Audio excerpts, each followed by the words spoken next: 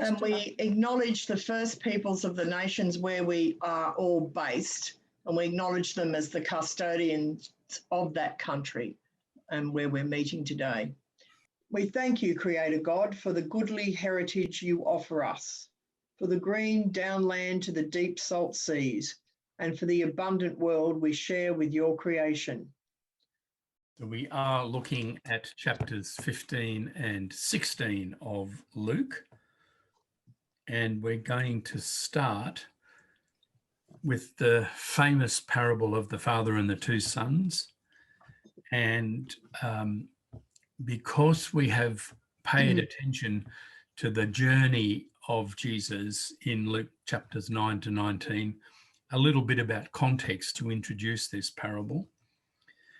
It's come, what was before in chapter 14, a passage that we've looked at before, which is on the cost of following Jesus, about laying down your life, taking up your cross and selling all that you have. So Luke says that there's still quite an audience listening to him. And in fact, at the beginning of chapter 15, he says, all the tax collectors and sinners were coming near to listen to him. And the Pharisees and scribes were grumbling and saying, this fellow welcomes sinners and eats with them.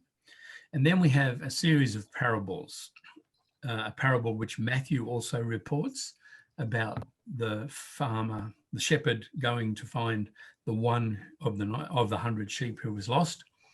And then a second parable, only in Luke's gospel, about the woman who has 10 coins but loses one and searches carefully until she finds it.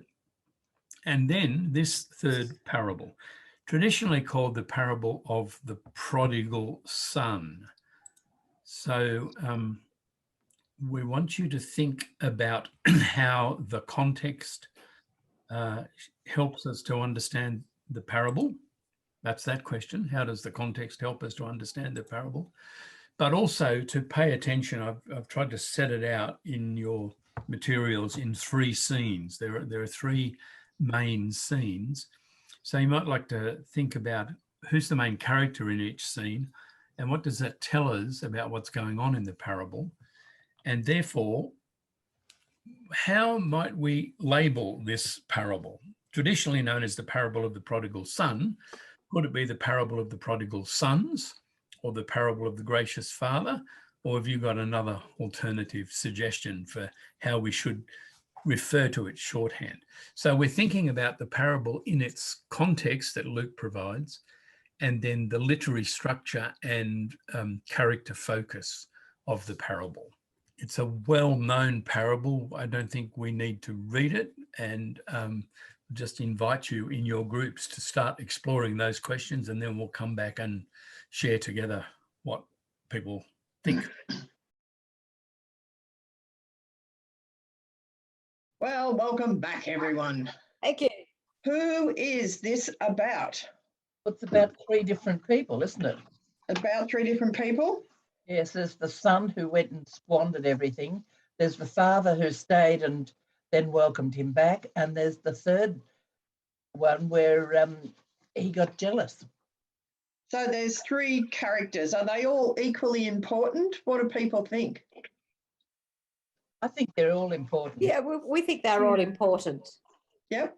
Yes. For what reason? Mary, do you want to unpack that? Why are they all important? Well, we were debating, we're looking at virtually what we'd call the father, well, with the title and what have you.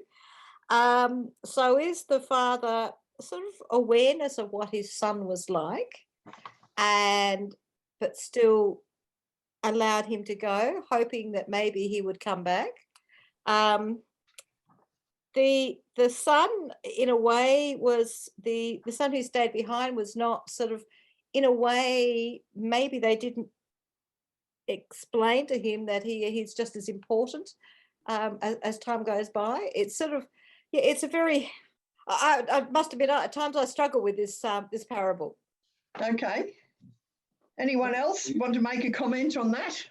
Well, I think the main character is the father, because in each scene he's really the dominant character in firstly releasing the son to do his own thing, and then the welcome home, and then in the last scene, still being gracious to both sons. So I think graciousness and generosity are key elements in each. I love the way you've done this, John and Elizabeth, in setting up 3 scenes. So do I. Helpful way of the story. I'm attracted to all that, Bill. Yeah. Forgiveness is a key element in it as well, rather than, Yes, Well, as I say, when you look, yeah. the opening context, which you said, was about explaining to the Pharisees, they were grumbling about, this fellow welcomes sinners and eats with them. So is this all about who everybody's included? So there's no one on the margins, as you might say. Yeah, Yes, the Pharisees had already put them in a box. They were sinners. Yeah. And the Pharisees themselves are invited to the party. If you see them as being represented by the elder son, and certainly they see themselves that way, because the text tells you that.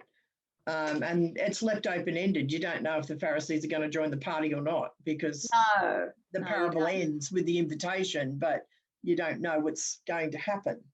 So you can read your own ending into that as far as the eldest son is concerned. What about the context of it?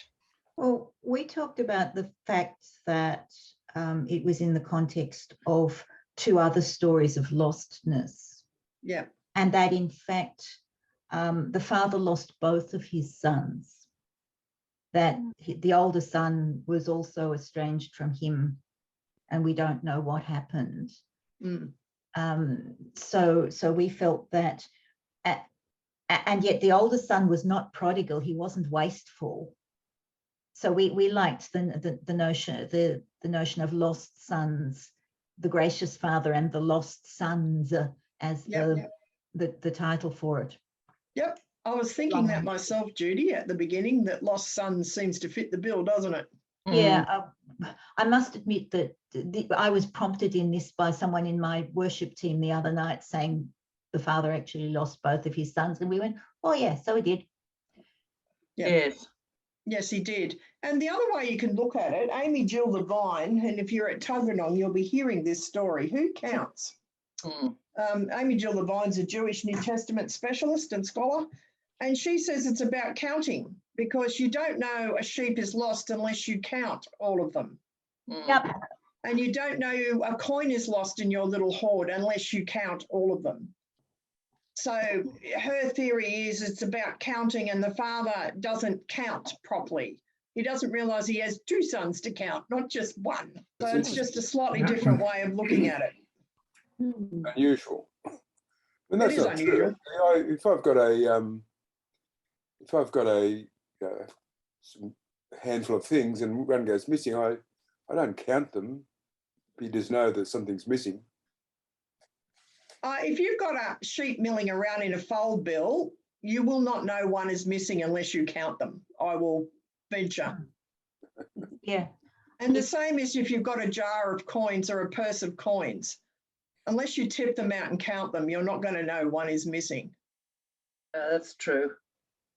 I know. As a teacher, it was always important when you were on an excursion to count the kids in and count the kids out. Exactly. Counting was really important, because that was the only way you knew one was missing. And I was on an excursion when I was a chaplain at Ku-ring-gai High School with, I think it was a couple of English classes, and they counted them and 3 were missing.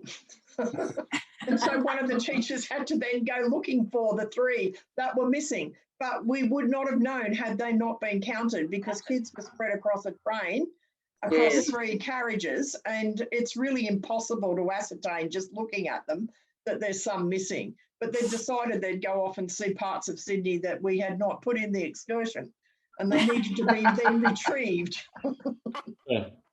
Yeah. Their own agenda. If you've got 2 sons, presumably it's not too much effort to count them, is it? No, it isn't. But that's part of the thing, isn't it? The humour of it that she says. They're right under his nose, and it's pretty obvious when they're there and they're not there. So it's actually more than the mechanics of counting, but counting in a kind of emotional sense. Yes. It's as if the elder son has been taken for granted. Is this almost like a bit of a favoritism then? Well, it does look that way. And I mean, Amy Jill Levine's title, Who Counts, is of course a double entendre, because it can mean who is doing the counting, or it can mean who counts for something. But that context of this fellow welcomes sinners and eats with them, the teller of the story, Jesus, goes to the unexpected person, not the one that everyone thought was winning brownie points, the unlikely character. I think that's true, but it also says that the likely character doesn't take up the invitation. And I mean, for me with this story, if I was a Pharisee listening to these stories being told against me, I don't think I'd be very inclined to pick up that invitation. I'm sure if I told Tuggeranong that, you know, that I'd really rather be at the congregation down the road who are much better and who, you know, much more fun and you know, I wanted to party with them and they could come if they liked. I don't think they'd find that a very enticing invitation. Yeah. No. You'd be on your own. Probably. I think that would Wayne be the is case. There's a lot untold at the end of that parable, Yeah. isn't there? There's a lot of room for imagining. Did those sons speak to one another again? You know, how Yeah. did the relationships unfold from here? Yes. Yes. And I think Luke leaves it open-ended on purpose. So it's almost like there are 4 scenes and we have to provide the 4th scene. Fourth scene. Yeah, That's yeah. right. We have to round the story off. We have to finish it. How did it all come together? Because the father's message, I would not, if I had been the older son, I would not have found the father's response particularly encouraging, whatever. But what he is basically saying is, you could have had this had you asked, you just didn't ask. Well, neither did the younger son. So, you know, I'd be, as an older sibling myself, if my younger siblings got something I didn't, I resented it. Yes. Sure, but I mean, the younger son asked for the half share and got it. And then the father says to the older son, but you could have had a goat and had a party with your friends, you just didn't ask, which is a bit about our not recognizing the level of generosity of God. But the generosity that's offered with the party when the younger son comes home wasn't asked for. That's not what the younger son asked for. I think that's the older brother's point. You're throwing this dude a party and you've never thrown me one. I think that's very much the older brother's point, and I think it's a perfectly reasonable point. Yes.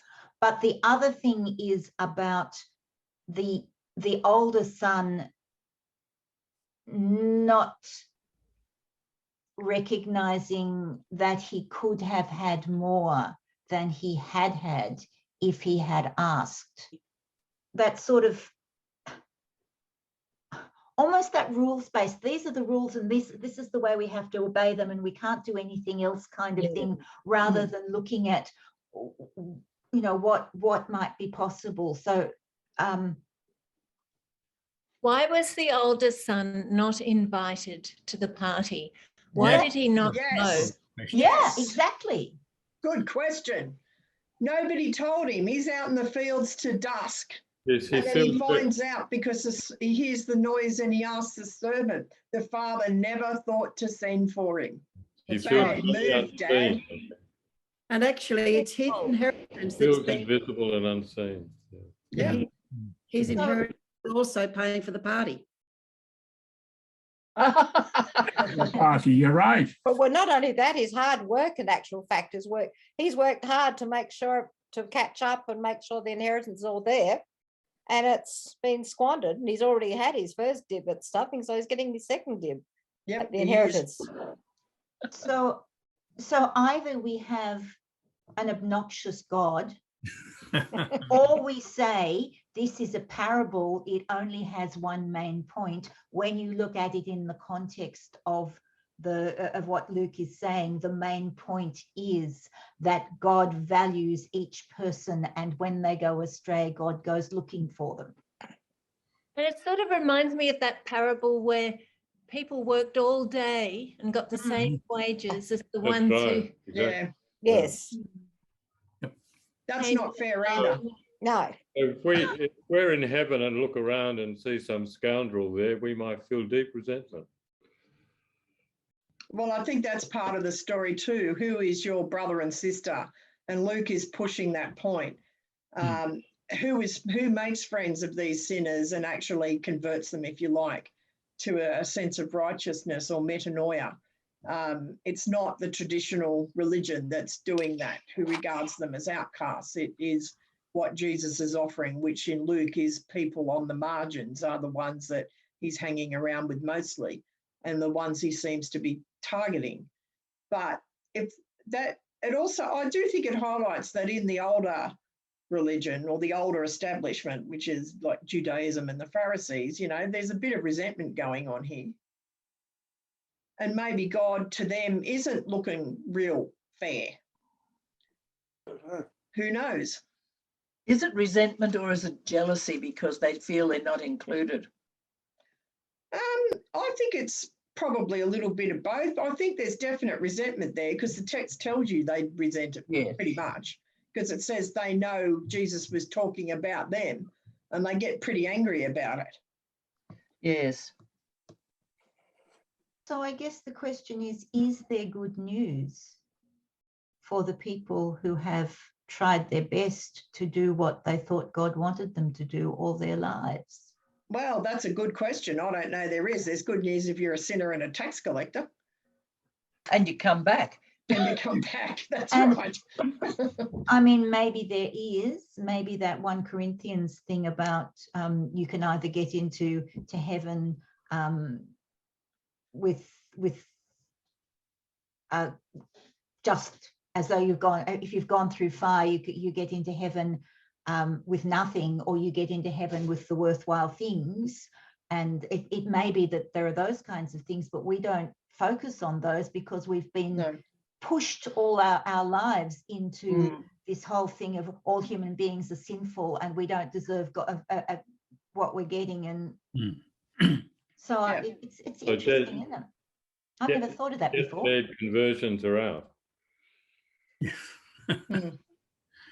I mean, Amy Jill Levine would say that, Judy, and she would also push the point that this is a typical Jewish storytelling because there's 3 scenes and there's 3 stories. So you've got a lost sheep and a lost coin, and then you appear to have a lost son. And Israel would be expecting the punchline to be they are the lost son coming home, because in Israel's biblical history, you've got the youngest son who is a rogue like Jacob and Esau, Abel and Cain and people like that. They're the ones who end up the anti-heroes or the heroes. David's another one. But here they suddenly realise they're not the lost son being welcomed back. They're not that wayward son as they expected to be the youngest son. They're suddenly the eldest son who is grumbling. And that is the shock of the parable. You got it, yes. I've got it, and I'm going to read it again. Short Stories by Jesus, which is the adult version of Who Counts. Of Who Counts. Yes, I've got that as a children's story. So that's how she looks at it as a Jewish person, which is a different way, and it's not the way we've been taught to look at it as Christians through our Sunday school and our pulpits. We might move on to an easier parable. Oh, really? I'm glad to see that some of you have read ahead. Okay, so again, the next 2 parables are about wealth and possessions, which has been a theme that Jesus has, that Luke has had Jesus address throughout this gospel. One about a manager and his master, one about a wealthy man and a poor beggar. And they just go straight on after this parable. It ends with the scene of the feast and the son standing outside and the father speaking to him. And then we go straight on. Now, actually, Luke simply says,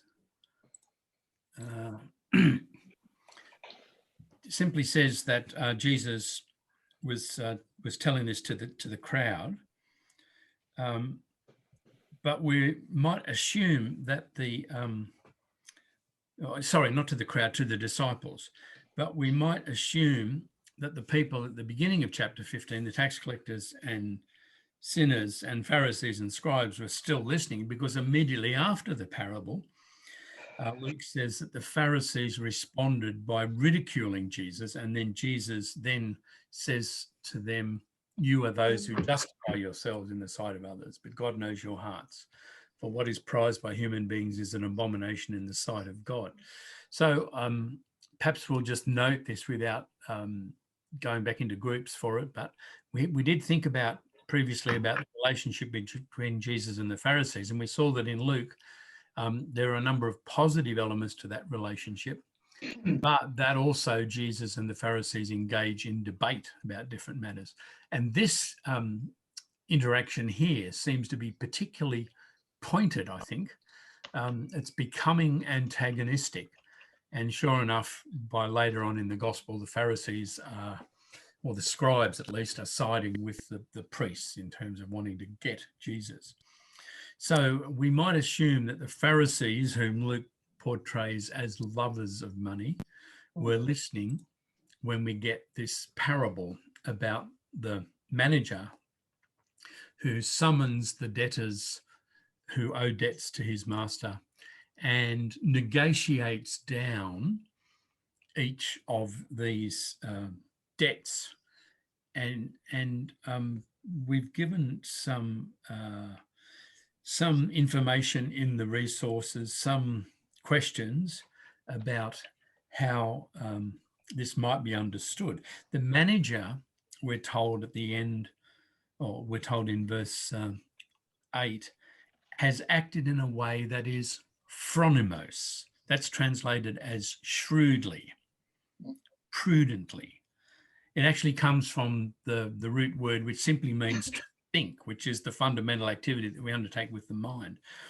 So he's thinking about how to operate in this situation. And yet he's also described by the word adikias, which is the opposite of dikaios. Now, we encountered dikaios when we looked at what the centurion said about Jesus on the cross. He is dikaios. He is righteous. He is adhering to what is expected of him.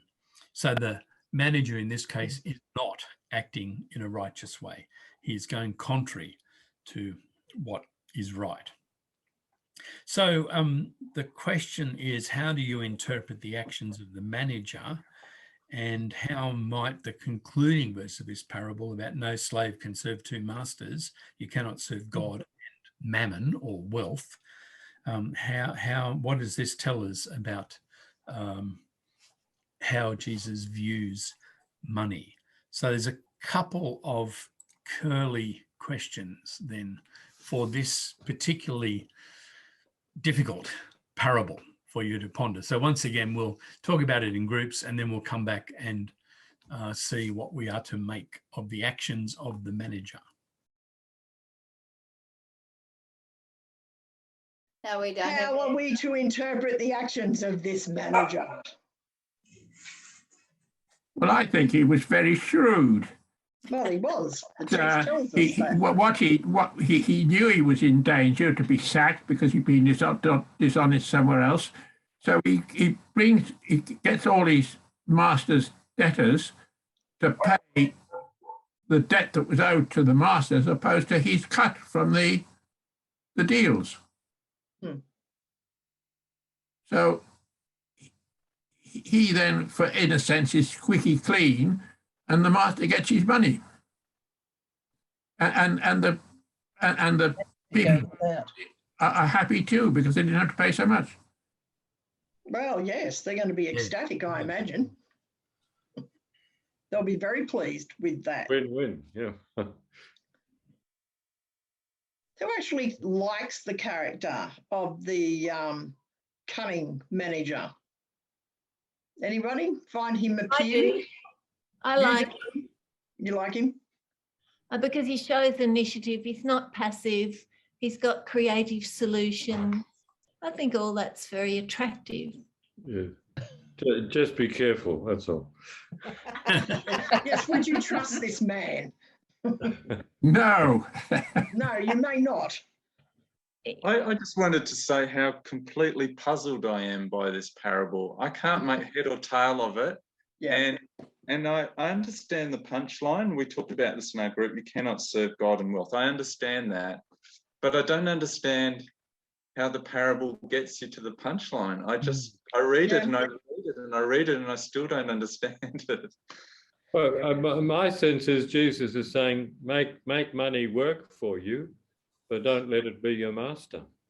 I think that it's saying that what the manager has done is he's set up a little empire where he's getting lots and lots of money as well as his employment. And then when it becomes obvious that the empire is about to crumble, he decides that continuing to work for the owner is of more value than having the short-term financial gain. And so he chooses working for the owner over, chooses a long-term benefit over a short-term benefit. That's the only thing that sort of really makes sense to me about how you understand that parable, which is otherwise totally weird.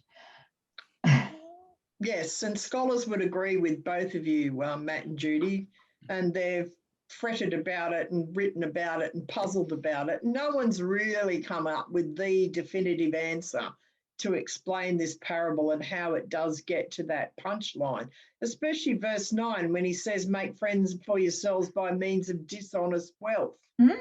So when it is gone, they may welcome you into eternal homes. It's a very strange thing for Jesus to say. Yeah, what kind of eternal homes are they going to welcome you into? So- Do you want to be there?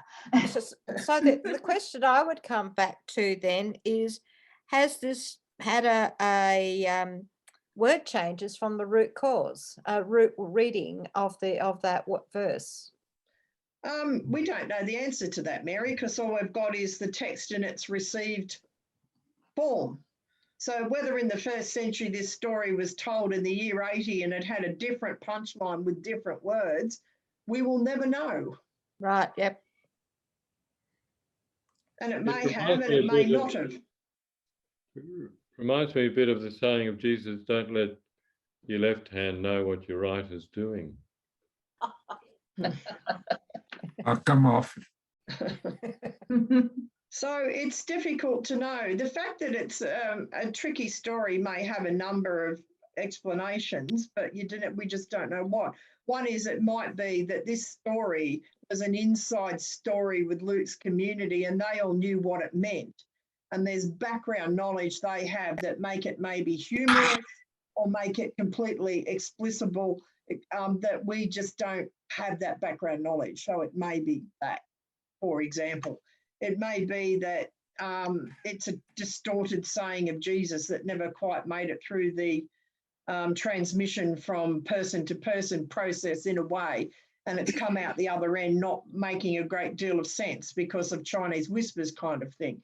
There's all sorts of theories you could put about this, but you can't really test or prove any of them. I was just having a read of a commentary and it was saying it's all about forgiveness and acceptance into the kingdom of heaven, and actually relates to a story in Acts. Which story in Acts is it relating to? Oh, I'd have to go back and have another look. While you're having a look, I'll just mention. Chapter 2, verses 44 and 45.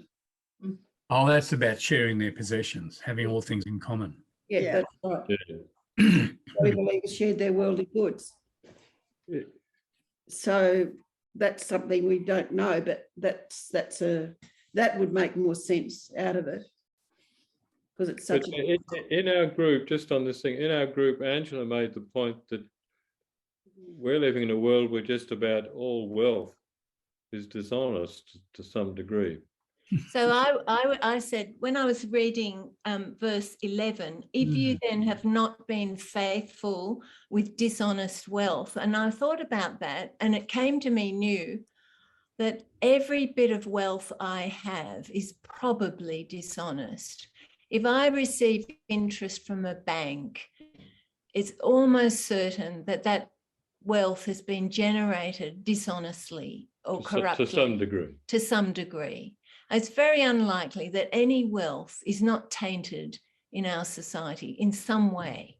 I mean, even the clothes we buy are probably made in sweatshops. So if we buy them cheaply, we're exploiting in, you know, vicarious labor and so on. So whose wealth is honest? That's a really, really good point you raised there, Angela, because in Western society, I think you're right. Wealth is always tainted. And if we own property, then we're owning it because the original inhabitants were run off their land. Yeah. And we have benefited from that. So probably everything that we have, as you say, is somehow tainted by something. Well, I used to read that thinking, well, of course, I'm not dishonest. But as I delve a bit deeply, I think, well, how can you avoid being caught up in this? Yeah, it's an ethical minefield. It really is. So Jesus is at the Last Supper with his friends, and he says to them, see this cup and see the wine that's in it. It's come from a farm where the manager was probably ripping off people. So should we drink it or not? Like, I mean, That's right. Should we actually have this here? Or how can we? We're in. Yeah. Yeah. That may be true, but I'm also thinking, John, if Jesus saw a whole pile of really poor people bundled into a sweatshop to make clothes for the very rich, he'd have had a parable about it. He would not have been impressed. No, exactly. Yeah. And we know that we shouldn't be impressed either. Maybe Jesus didn't understand, supply chain theory. Supply chain. Maybe there just weren't the same sort of supply chains back in the day, and you paid what something was worth pretty much, which we don't. Don't think if you buy a $5 t-shirt that you have paid for it. You have not. Someone else has paid for it. Probably several people have paid for it along the way. I mean, maybe what Jesus is saying is in modern terms, everything we have comes as a result of supply chain theory, and if you don't deal with that honestly and ethically, well, what hope do you have? You try and do what you can. Yeah. But so you try not to buy unethical stuff, and when your tax agent says to you, you can do X, Y, and Z, it's legal, and you can decrease the amount of tax you're paying by X dollars, you say to them, well, yes, but I don't actually think it's ethical and I don't want to. Yep. Yes, we could do that. Maybe Jesus is just acknowledging that all wealth is probably built at the expense of someone else. Yeah. Maybe that's the key to unlocking this parable, but we're just not quite seeing it because it's put in first century kind of conditions rather than the ones we have ourselves. But yeah, I mean, certainly your manager is in modern society would be part of the middle class. Oh yes, absolutely. And he would have got a lot of popularity for the owner. I read a story once where the owner's coming close to his property where all these tenant farmers and everyone is who runs his businesses and grows his crops, etc. And as he gets close, he starts to hear this noise and he gets closer and closer and it's cheering. And the whole way to his home is lined with all these tenants and they're all clapping and cheering him because their debts have been relieved, and who knows what that means. It might have meant food on the table that night. It might have meant avoiding a prison sentence. It might have meant all sorts of things. And by the time he gets there, he's completely puzzled, of course. By the time he gets to the house, he's been so fated and he's so sort of taken aback and pleased by it that he can't actually punish the manager because it's gained him all this popularity with everybody there who's just cheered him on for being such a kind and generous master, and he now can't go back on that. So I thought that was an interesting way of telling the story. Yes. There's a fatted calf that has been slaughtered in celebration, in expectation that the master is arriving to decree, yes, all these debts have been forgiven. Yes. And he All can't right. not decree that, not unless he's really stupid. So to parable 3. These 3 parables are only found in Luke's gospel. Aren't we lucky Luke survived? Along with the Good Samaritan and the prodigal son and the Pharisee and the tax collector. So in Mark's gospel, Jesus encounters a rich man and they have this conversation about what the man has been doing, keeping all the law, and what he should do, sell all that he owns. And in Luke's gospel, we have that recounted as well. And we're told the man goes away sad because he's not able to rise to that challenge. We have the story told in Mark's gospel about the widow who put what seems to be her whole resources into the temple tax collection point. And that's told also by Luke. So Luke continues that theme, or in fact has it from the very beginning of his narrative. Remember, Jesus blessed the poor, not just the poor in spirit, but the poor in Luke's gospel. He said in the synagogue he was sent to bring good news to the poor. When he sent out his followers, he said to them, take the absolute bare minimum. He tells a parable about a rich man and his barns, the folly of accumulating when you be taken and not able to enjoy it. He commands his followers to sell your possessions. He says to his followers, you cannot serve God and wealth. He commends Zacchaeus because he's given half his possessions to the poor. And here in this parable, he talks about the rich man and the poor man, all of which, of course, is fulfilling the words that his pregnant mother was singing long before he was born, at least as we take Luke's story. And the question for us is, when we read the parable of the rich man and the poor man, Lazarus and Dives, as it's often sometimes called, if we identify with Lazarus, it's a parable that offers abundant grace. If we identify with the rich man, which one member of our group, Peter Warland, who's not here, says Australia as a whole has been the richest nation in the Western world for the last 5 years, taking the average figures. If we're identifying with the rich man, then the parable offers profound distress and enduring pain. So your questions for this, your questions, where have you gone? I've lost. Sorry. Questions for this discussion are verse 25. What has the rich man done that was wrong? Abraham said, child, remember that during your lifetime you received good things, and Lazarus in like manner evil things, but now he's comforted. Here you are in agony. What has the rich man done that is wrong? Is he punished because he ignored Lazarus? Is he punished simply because he's accumulated great wealth? And what are the implications of this parable for us and for our way of living as we ponder these questions?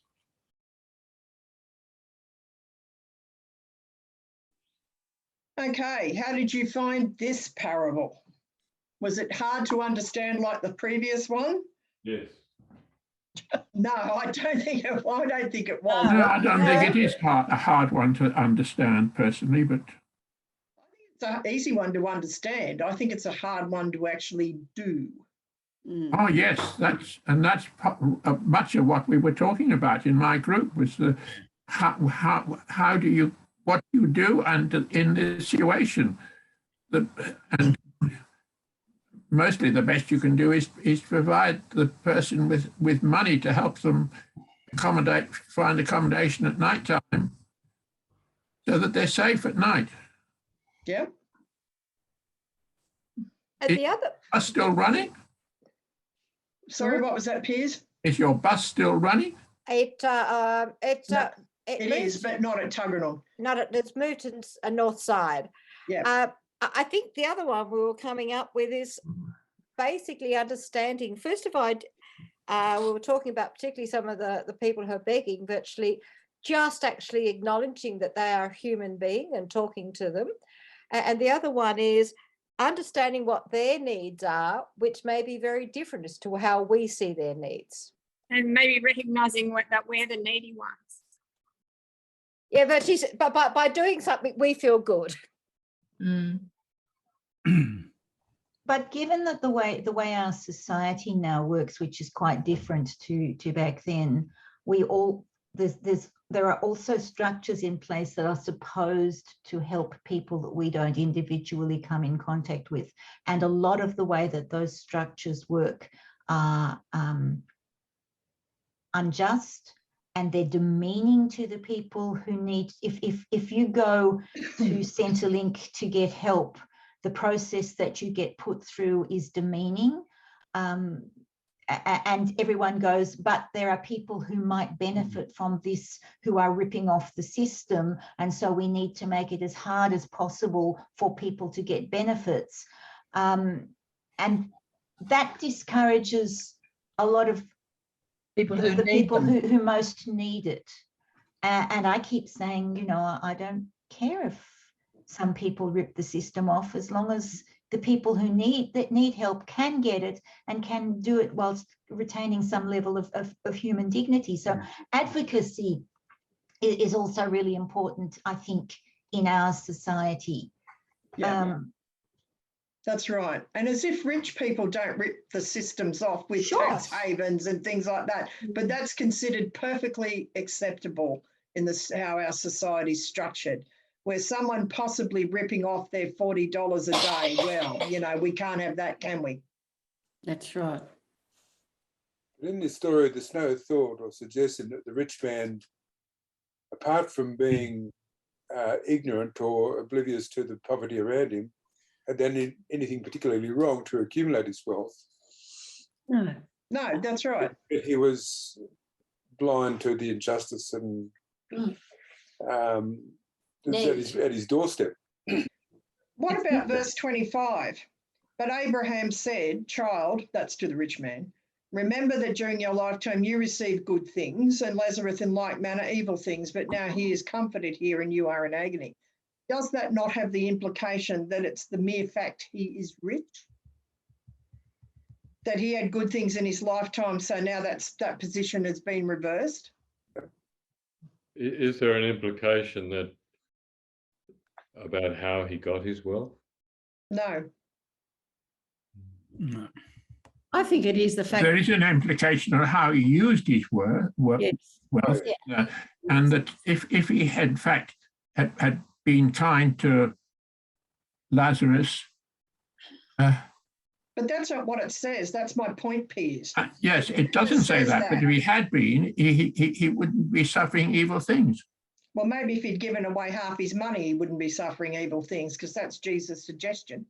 Yeah. But it also says that he was dressed in purple and feasted sumptuously every day. So he was living very, very well, but not sharing with those who are right under his nose. No, he wasn't sharing, but verse 19 goes with verse 25. There was a rich man who dressed in purple and fine linen and feasted sumptuously every day. And Abraham says to him, when he's in torment, during your lifetime you received your good things. We know that because the parable tells us. And Lazarus in like manner evil things, but now he is comforted and you are not. It's been reversed. This is not good news for us. No. He could so easily have given his wasted food. Presumably there was wasted food at this sumptuous table. Yeah, Oz Harvest for other poor people. Well, he probably could have, but that's not what Abraham says. That's not the point. No, I'm not point. suggesting Abraham says that, but I'm just... Yes, he could have done that, but is that exactly what is being required of him? What is this parable really saying? Well, it could easily be saying that if he was, that people who are so concerned to have really good things in the current life that they ignore the needs of others, are just going to have to live with the memory of that. I don't think that taking this particular verse in isolation is terribly helpful. I think it is. I think in the context of the parable, it's possible to read it as having good things and ignoring the needs of others means So that. Jesus, in the context of this parable, says he was bringing good news to the poor. He sets his followers out with minimal possessions.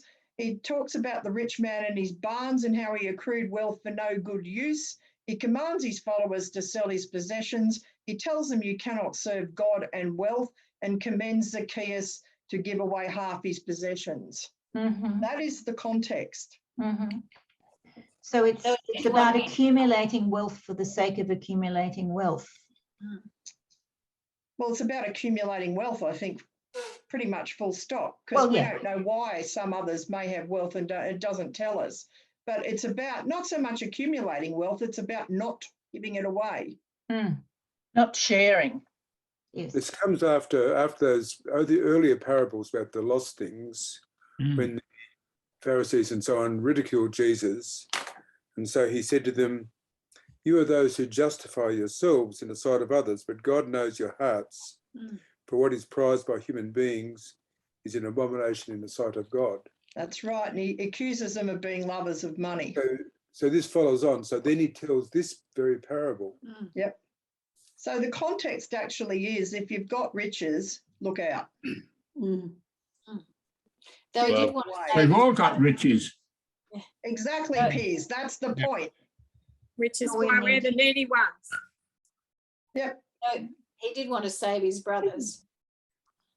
Well, he did. Yeah, yes, he had one point in his favour. One redeeming, yeah. But that was only in retrospect. That's right. Hindsight is a very wise thing. Hindsight, yeah. But he could have let them suffer the same way as he did, but he didn't want to. They wouldn't have listened. But the answer is, you know the right thing to do, and if they choose not to do it because they ignore Moses and the prophets, tough toenails. So why is the link with the communion prayer here? Is there a link with the communion prayer? We are not worthy so much as to gather up the crumbs under your table. Oh, yeah. It's the Anglican one. Yeah. Well, Well, I guess not. I don't know the Uniting Church one has that. It's a bit of a link with the Canaanite woman who Luke doesn't use that story about crumbs under tables and dogs getting them, because that's her punchline, of course. Yes. Goes on. I was interested in this thing. Everyone is strongly urged to enter the kingdom of God, and that somehow there's accountability. The law and the prophets, but it's easier for heaven and earth to pass away. I don't know. There is accountability in this, and I think when we ask ourselves the implications of this parable for us and our way of living, none of them are good. Pretty much. And we have a lot of trouble getting our heads around that. And we reinterpret these. It's our attitude to wealth, perhaps, that's the key. Well, we're used to it and we take it as a given, and none of us think we're wealthy, because all of us will struggle at times to pay bills, and a lot of us will not be able to buy certain things, and you'll have to save for a long time. And there's some things we see others in our society get that we will never have. So we tend not to think of ourselves as wealthy. But of course, in terms of the world, many of whom live on less than $2 a day, we're fantastically wealthy. And I don't tend to think of myself as an adulterer, but according to this definition, I am, because I have been divorced. Well, the law would not see you as an adulterer. Jesus in Matthew might, but no one else would. It's not you. And that's the only place he sees it that way. Jesus in Matthew, nowhere else. Whereas we consistently get told that we need to help the poor and the oppressed. Yes, and that we do. need to, and that we shouldn't accumulate wealth, and that for the sake of accumulating wealth. And sure, if nobody bought purple cloth, then the purple cloth sellers would not be happy. But purple cloth was very expensive, and people wore it to show people that they were wealthy. Exactly. So, you know, there's our attitude to that wealth. And yeah. Well, now they drive BMWs to show everyone they're wealthy. Yes. Or some such. And just getting back to Angela's point, it's the man who's the adulterer, not the woman. That's right. You're safe. No, you're safe. I'll talk to you later, Bill. Well, she is by complete. It's only adultery if the woman is married. If you look at the 10 Commandments, but did the law allow divorce? Yes, it did. Because of the Did hardness Jesus in in- your hearts. That's why. It's just Jesus in Matthew doesn't allow anything, even getting angry. So, you know, he's a bit extreme. Yes. Yeah, it's just that we pick up adultery as the crime, but That's there's right. a whole range of other things, and all of us do at least one of them every day. Exactly. Well, thank you, Judy. That is exactly it. We just get transfixed by certain things. So, yes, but the divorce was perfectly acceptable under Jewish law. So In the there end, you are. it's the love of money which is the root of all evil. It's Mhm. the love of money. Yeah. I think that we probably mix our metaphors with that one too, because I think Luke's Jesus, if we're focusing on that, is probably not saying that. He's saying accumulating it is the problem. Yes, that's the thing, isn't And it? it's the way we use it too, isn't it? I mean, we can. Well, it is. It is the way we use it too. I mean, but we tend to, as wealthy people, even though we don't think we're wealthy, to tinker at the edges. We give out of our abundance rather than giving till it hurts, if you see what I'm saying. Yeah. I think Jesus is saying you need to give till it really hurts. And we don't do that. We give out of our abundance, whether that's, you know, we give tiny percentages of our income, for instance, to charitable causes, most of us anyway. Some of us are different. And may be able to do more than that. And there's reasons why people give what they give. But generally speaking, we do give out of our abundance. We don't forego our overseas holiday because we want to put someone in a shelter or a motel overnight who's homeless for a month. We'll go on the holiday and not put the homeless person in the motel for a month, for example. That's where self-interest that I want a holiday overseas will trump, I'm going to spend my money on the poor. Because we can make decisions like that because we have the means to do so. And I think Jesus might be critiquing that. Then I think we're all in trouble. Absolutely. Well, according to this, we probably are. So I don't know the answer to this because I am as guilty as charged as anybody else as I sit here in my house, in this room, surrounded by things.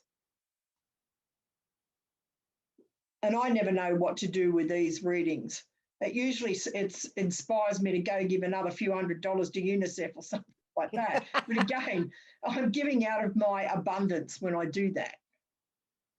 Where your priorities are, isn't it? Like this is a response to the Pharisees, who Luke says were lovers of money. Yep. Whereas I think you're not a lover of money. Like it's not your priority in life. Your priorities in life are serving and in giving. That's Well, true maybe- to a point. And presumably we give wisely. Maybe the priority is the people, not the money. Well, it's both in a sense, because it's about how you use the money to prioritise people. Yeah. And I do those things, Bill, but I still give out of my abundance. I'm not giving till it hurts. We're not. And I still go on trips and stuff like that where I could use that to spend somewhere else. Where does And I it say make we should decisions give until it commensurate hurts? with. Sorry, what was that, David? Where does it say we should give until it hurts? If you're giving away half of your possessions and selling everything to give to the poor, that's going to hurt. Nothing. Jesus never says he says the widow gives everything she's got. Jesus never says give out of your abundance. Jesus says give it all away, give half of it away, give most of it away. Don't have possessions. He's got it. It's through the Gospels. Yeah, and it's difficult though. I mean, there are some people who could give half of their possessions away and still live a very, very, very comfortable lifestyle. And there are other people who, if they gave half of their possessions away, would not have enough food. Well, that's right. And I don't So think Jesus is saying that. I think he's saying you should give everything you have spare, pretty much. and have enough, because see, that's what he tells his disciples, all you need is enough. Yeah. Maybe in this parable, if Lazarus had even got a few humble offerings of the scraps from the rich man's table and someone to tend his wounds, then all this calamity that befell him might not have occurred. I think that it opens that possibility up. That's yeah. But Jesus never says, you know, just give a bit here and there. It's always in these huge amounts that he's talking about out of people's possessions, that he's encouraging people to do. So it's not tinkering at the edges. So it's ignore also, those people on the margins at your peril. well, it's basically showing compassion to those people on the margins. Well, it is, but it's not just compassion. It's about doing things. I mean, it's about feeding the poor man, because he talks about his hunger, or it's about, you know, doing something about his sores, you know, and tending them, as Judy said. It's about a number of things that one could do. But anyway, our time is over, and it's a parable that ought to make us think a lot about how do we live, who are we inadvertently exploiting, as Angela brought up. What is our wealth tainted? And if it is, how can you stop it being as tainted as it is? How can we use our money and resources so it doesn't crush the poor in other countries, for example? It's about our lifestyles and the choices we make and how we live. So there's, in these sets of parables from Luke, there's an enormous amount that we should be thinking about, that as Christians should be impacting the way we see. And rather than being hung up about adultery, as so many Christians are, we should be hung up about poverty and wealth and how we treat the dispossessed and the very poor of our world, even if it's inadvertent and out of ignorance. Okay, so you don't need to preach on Sunday. You can just you'll just play that last 5 minutes of recording. It's very I funny. would suggest that is the sermon on Sunday, John. You'll probably get something like that on Sunday, and you generally do. But it's the prodigal son this Sunday, not the... Yes, it is the prodigal son. This is several weeks down the track, I think. Yes. Oh, they know they're in for it, Judy. They get it a lot, especially when it's year C. Because there's so much fodder.